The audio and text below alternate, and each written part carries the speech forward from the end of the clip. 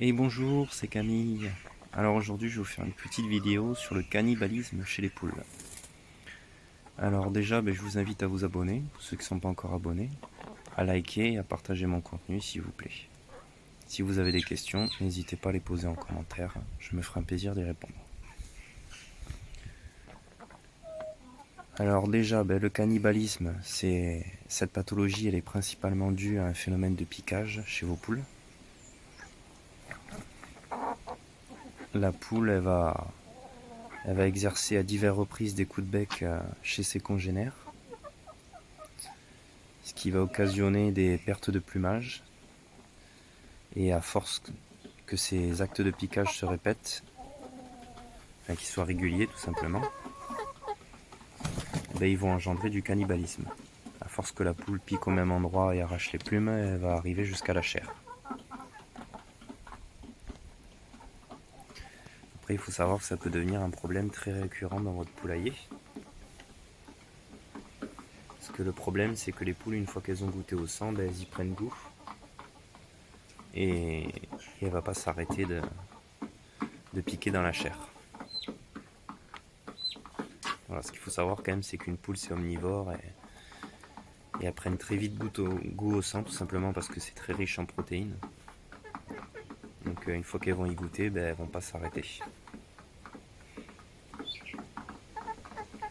Voilà, bon, le sang, comme je vous dis, il est très riche en protéines et en minéraux.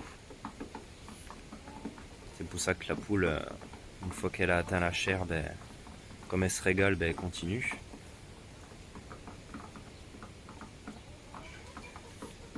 Voilà, donc ça pourra occasionner des phénomènes de blessures chez vos poules, qui peuvent être plus ou moins graves. Bon, pour ma part, j'ai jamais eu le cas encore dans mon élevage.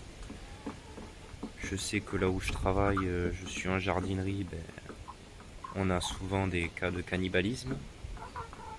Bon, c'est principalement dû qu'il y a trop de poules au mètre carré. Quand vous avez plus de 4-5 poules au mètre carré, le plus souvent vous avez des phénomènes de cannibalisme.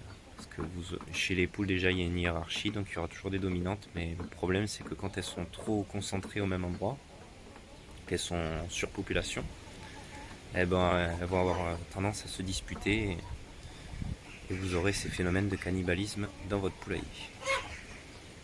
On parlera du coup de piquage cannibalisme, vu que les deux sont plus ou moins liés. Le piquage en général c'est dû à une carence en protéines.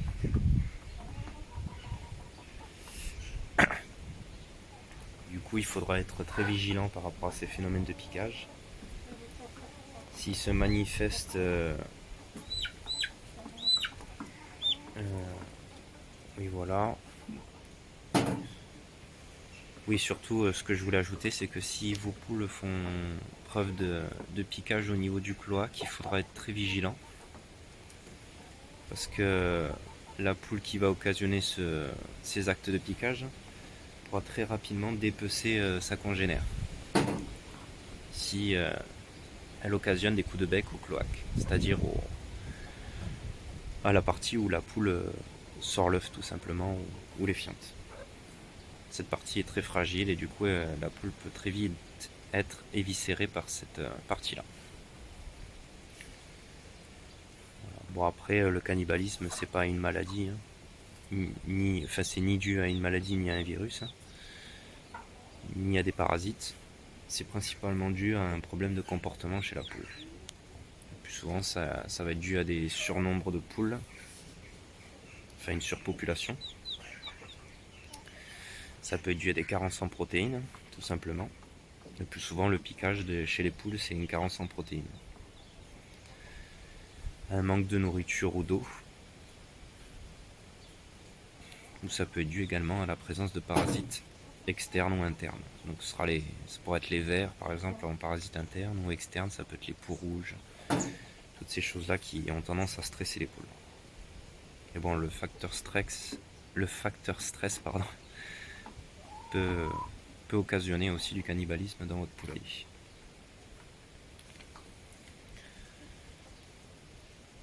Alors après, le mieux, ce que je conseille, c'est que si vous avez une poule qui a des blessures assez importantes, le mieux c'est de la séparer tout simplement.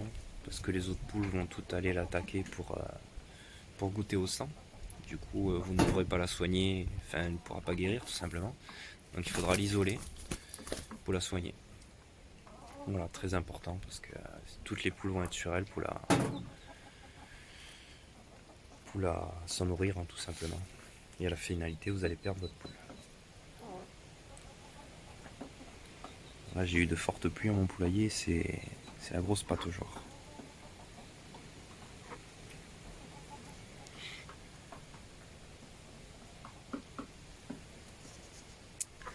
Alors, les conséquences de ce cannibalisme, si rien n'est fait, le cannibalisme peut conduire à la mort de vos poules, tout simplement parce qu'elles ont été viscérées et dévorées par leurs congénères.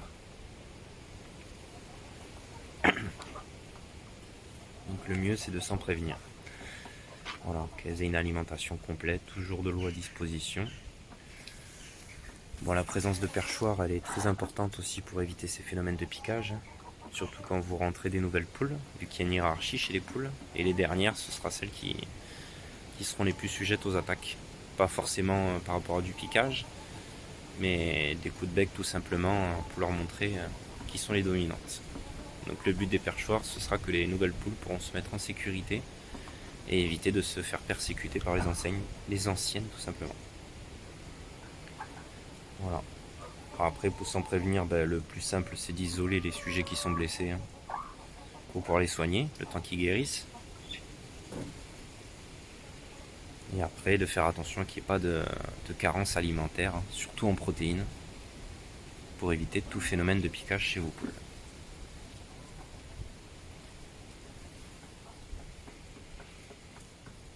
Après, il existe beaucoup de produits contre le piquage chez les poules, qui fonctionnent très bien aussi.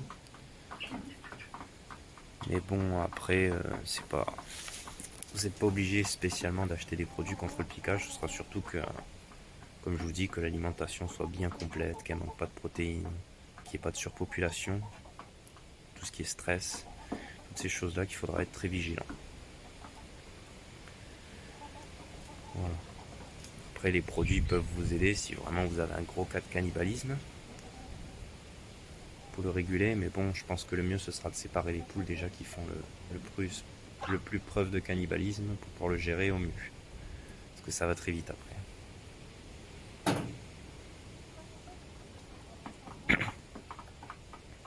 Voilà. Après, j'insiste sur le fait que vos poules, il faut qu'elles aient de grands perchoirs, hein. C'est très important pour qu'elles puissent se poser et être en sécurité. Déjà pour elles, hein, ça leur apporte du bien-être, mais surtout pour éviter ces phénomènes de piquage, hein, parce que comme je vous dis, il y aura toujours des dominantes et du coup il y en aura toujours qui se feront persécuter.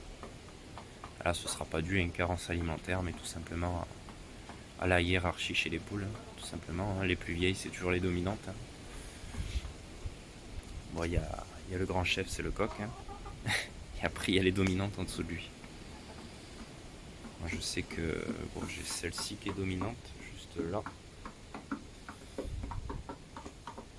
Principalement, et après, il y a les autres qui sont arrivés après qui torpillent un peu les dernières, vu que j'ai des jeunes poules aussi. Mais bon, après, c'est plutôt gérable tant qu'elles ont des perchoirs, des endroits pour se cacher. Et après, je rentre toujours des nouvelles poules par 3 ou 4. C'est très important.